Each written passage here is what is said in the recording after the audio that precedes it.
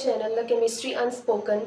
जो आज का हमारा वीडियो का टॉपिक है वो है orientation and substitution in benzene. ठीक है, ये लास्ट टॉपिक है इस पूरे चैप्टर का। ठीक है, इसके बाद हम नेक्स्ट चैप्टर स्टार्ट करेंगे जो आई थिंक आपके पास ना अल्काइल हैलाइड्स है। ठीक है, मैं कंफर्म करके जो नेक्स्ट वीडियो मेरी आएगी ना उसमें आपके पास ना नेक्स्ट चैप्टर जो है ना वो हमने स्टार्ट, उसमें मैं इंट्रोडक्शन जो है वो दूंगी उस नए चैप्टर का। तो आज का जो हमारा टॉपिक है वो लास्ट टॉपिक है, तो हम उसको डिस्कस कर लेते हैं। ये भी बहुत इंपॉर्टेंट टॉपिक है कि बेंजीन के अंदर ना हम सब्स्टिट्यूशन जो है ग्रुप्स की किस तरीके से करते हैं।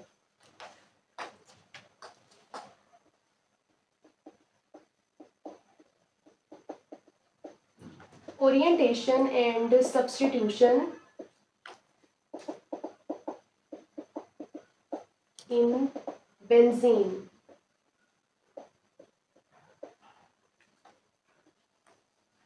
तो ओरिएंटेशन और सब्स्टिट्यूशन बेंजीन की समझने के लिए हमें सबसे पहले ना टू टाइप्स ऑफ इफेक्ट्स को समझना पड़ेगा। ठीक है, जिनका नाम है इंडक्टिव इफेक्ट और रेजोनेंस इफेक्ट। तो हमारे पास दो तरह के इफेक्ट्स आ जाते हैं, इंडक्टिव इफेक्ट और हमारे पास आ जाता है रेजोनेंस इफेक्ट।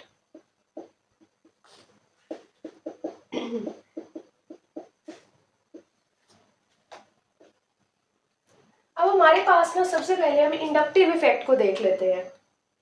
इंडक्टिव इफेक्ट क्या होता है? The type of polarisation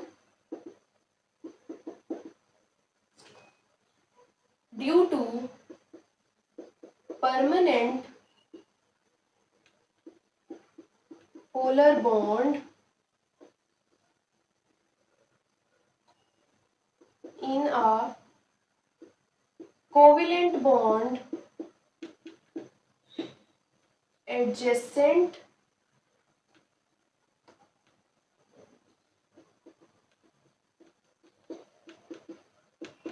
to the polar bond in a molecule। ठीक है, एक हमारे पास ना कोविलेंट बॉन्ड के अंदर पोलराइजेशन का पैदा हो जाना या चार्ज सेपरेशन का पैदा हो जाना, किसकी वजह से? किसी भी पोलर बॉन्ड की वजह से जो उसके एडजेसेंट है यानी के साथ है। उसे हम क्या कहते हैं? इंडक्टिव इफेक्ट कहते हैं। नेक्स्ट हमारे पास आ जाता है रेजोनेंस इफेक्ट। रेजोनेंस इफेक्ट क्या होता है? The polarity caused by the contact of molecule with lone pairs and pi bond।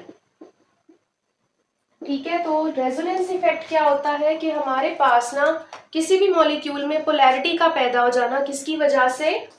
Lone pair और पाई बॉन्ड की वजह से, यानी कि डबल बॉन्ड या ट्रिपल बॉन्ड की वजह से। तो दोनों इफेक्ट्स जो है वो तकरीबन सेम है, लेकिन इंडक्टिव इफेक्ट में हमारे पास एक पोलर बॉन्ड की वजह से पोलैरिटी पैदा हो रही है, लेकिन रेजोनेंस इफेक्ट में लोन पेयर की वजह से या अनसैचुरेशन की वजह से। ठीक है, अनसैचुरेशन भी तो उसका यही मतलब होता है ना, पाई बॉन्ड प्रेजेंट होना या डबल ट्रिपल बॉन्ड प्रेजेंट होना, तो उसकी वजह से जो पोलैरिटी पैदा हो रही है उसे रेजोनेंस इफेक्ट कहते हैं।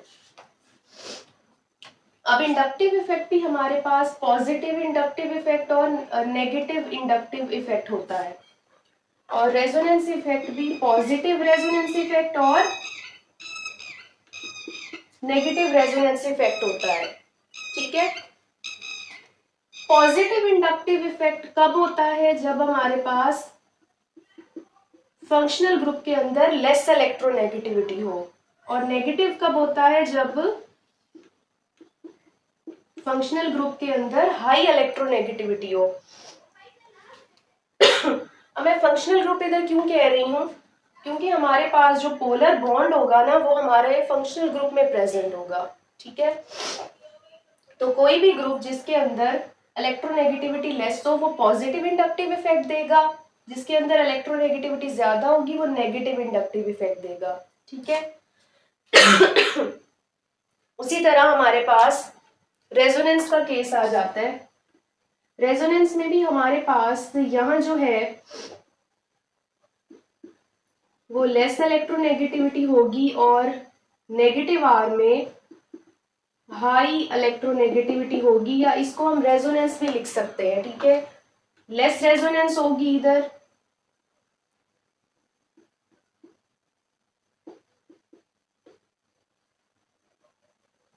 और इधर हाई रेजोनेंस होगी। ठीक है, तो ये हमारे पास ना इफेक्ट्स की टाइप्स आ गई। नेक्स्ट अब इसकी एग्जांपल्स जो है ना वो मैं इकट्ठी लिख देती हूँ ताकि आप लोगों को कंफ्यूजन ना हो।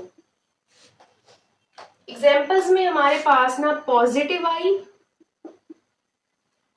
और पॉजिटिव आर, इसके अंदर कौन से ग्रुप आते हैं?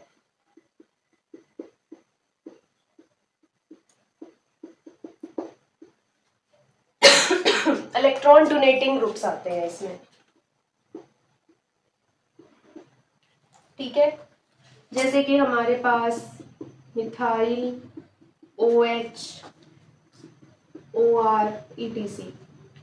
ठीक है, उसी तरह हमारे पास जो नेगेटिव आई और नेगेटिव आर है उसमें हमारे पास कौन से ग्रुप्स होते हैं? इलेक्ट्रॉन विद ड्रॉइंग ग्रुप्स होते हैं।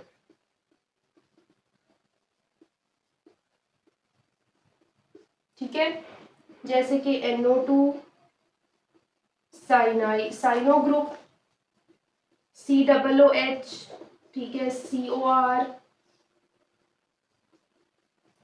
ETC।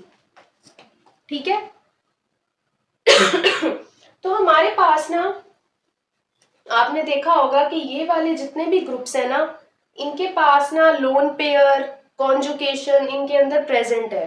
ठीक है, इनके अंदर क्या है, ये पॉजिटिव आयन बनाने वाले ग्रुप है।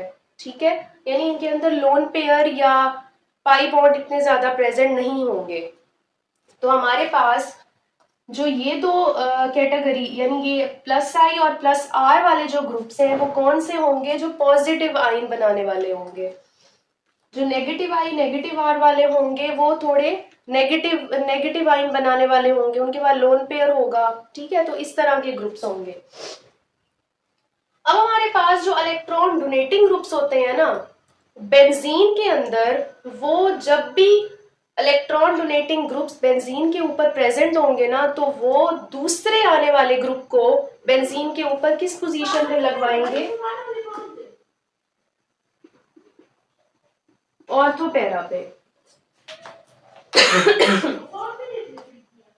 और इलेक्ट्रॉन विदड्रॉइंग ग्रुप्स जो होंगे वो बेंजीन में दूसरे आने वाले जो ग्रुप होगा उसको किस पोजीशन पे अटैच करवाएंगे? मेटा पोजीशन पे। ठीक है, इसीलिए हमारे पास जो इलेक्ट्रॉन डोनेटिंग ग्रुप्स होंगे उन्हें हम क्या कहते हैं? Ortho para directors. और इलेक्ट्रॉन विदड्रॉइंग ग्रुप्स को हम क्या कहते हैं? Meta directors. ठीक है, तो अब हम देख लेते हैं एग्जांपल्स के किस तरह बेंजीन के अंदर हम इन ग्रुप्स को अटैच करवाते हैं।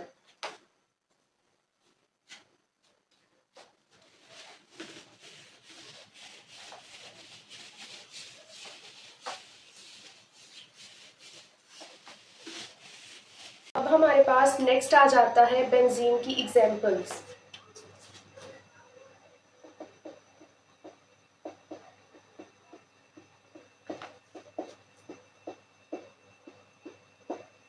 सबसे पहले हम मोनो सब्स्टिट्यूटेड बेंजीन की बात कर लेते हैं।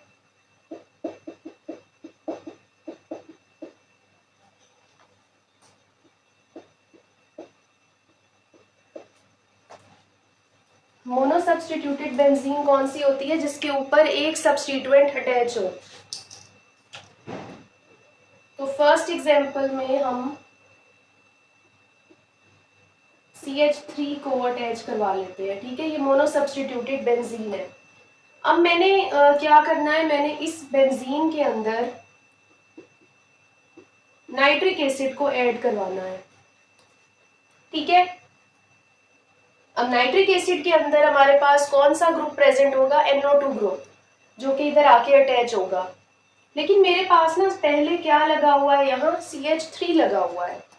अब आपने अभी पढ़ा है कि CH3 हमारे पास कौन सा ग्रुप होता है, इलेक्ट्रॉन डोनेटिंग ग्रुप होता है। ठीक है, तो ये क्या करेगा, इलेक्ट्रॉन डोनेटिंग ग्रुप क्या करते हैं, वो दूसरे आने वाले ग्रुप को किस पोजीशन पे अटैच करवाते हैं, ऑर्थो पे या पैरा पे, इसीलिए उन्हें ऑर्थो पैरा डायरेक्टर्स कहते हैं। तो हमारे पास जो NO2 होगा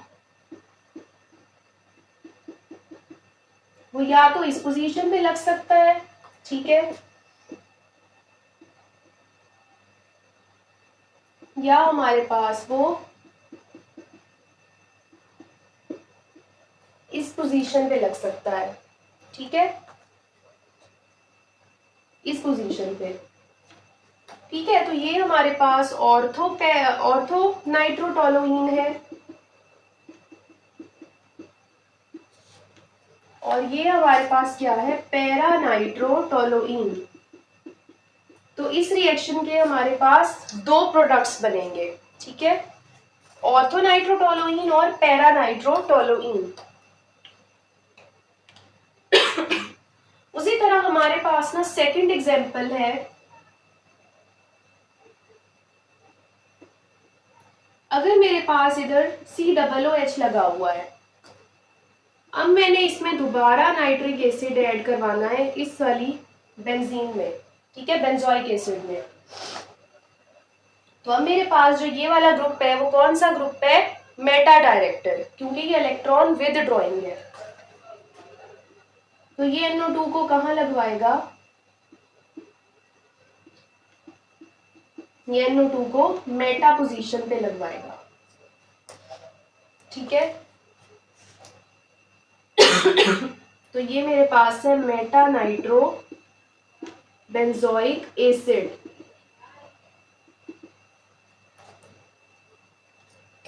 ठीक है, तो ये आपके पास ना मोनो सब्स्टिट्यूटेड बेंजीन की एग्जांपल हो गई।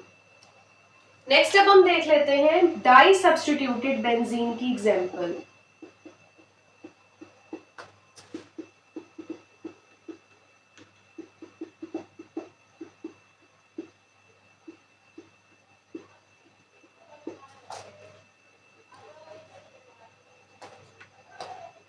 ठीक है, तो ये हमारे पास जो है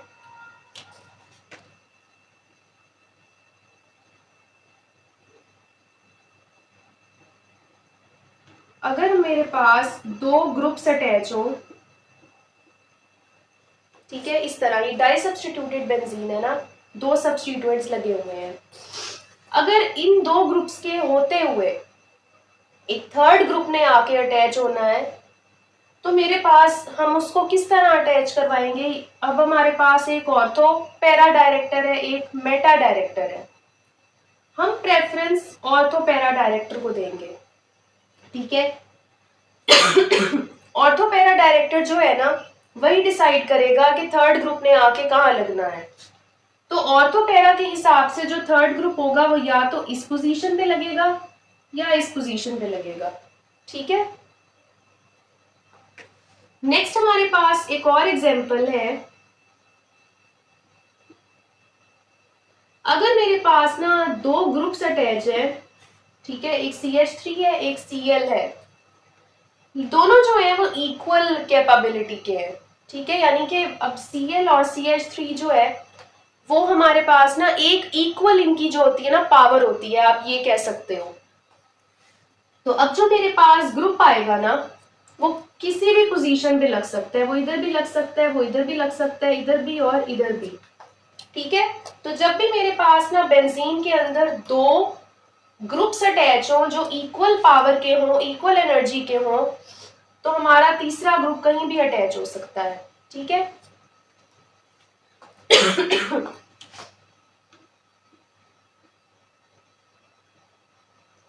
नेक्स्ट हमारे पास आ जाता है कि अगर हमारे पास ना इस तरह के स्ट्रक्चर हो, ठीक है, अब ये दोनों क्या है, ये ऑर्थो पैरा डायरेक्टर्स हैं, लेकिन इन दोनों में क्या है, एक स्ट्रॉन्ग है और एक वीक ग्रुप है, तो हम स्ट्रॉन्ग वाले को प्रेफर करेंगे। उस स्ट्रॉन्ग वाले के हिसाब से क्या होगा, तीसरे ग्रुप की पोजीशन जो है वो डिसाइड होगी। तो ये आपके पास ना डाई सब्स्टिट्यूटेड बेंजीन की एग्जांपल्स हैं। तो मेरा गला बहुत ख़राब है, लेकिन फिर भी मैंने आप लोगों के लिए वीडियो शूट की है। तो मुझे उम्मीद है कि आपको वीडियो बहुत अच्छी लगी होगी और आपको समझ भी आई होगी कि बेंजीन में हम किस तरह जो है ओरिएंटेशन करते हैं और सब्स्टिट्यूशन करते हैं ग्रुप्स की। तो वीडियो अच्छी लगी तो लाइक, शेयर और कमेंट ज़रूर कीजिएगा और चैनल को ज़रूर सब्सक्राइब करें ताकि आपको केमिस्ट्री की अच्छी अच्छी वीडियोस देखने को मिले। और अपना ख्याल रखें, तब तक के लिए अल्लाह हाफिज़।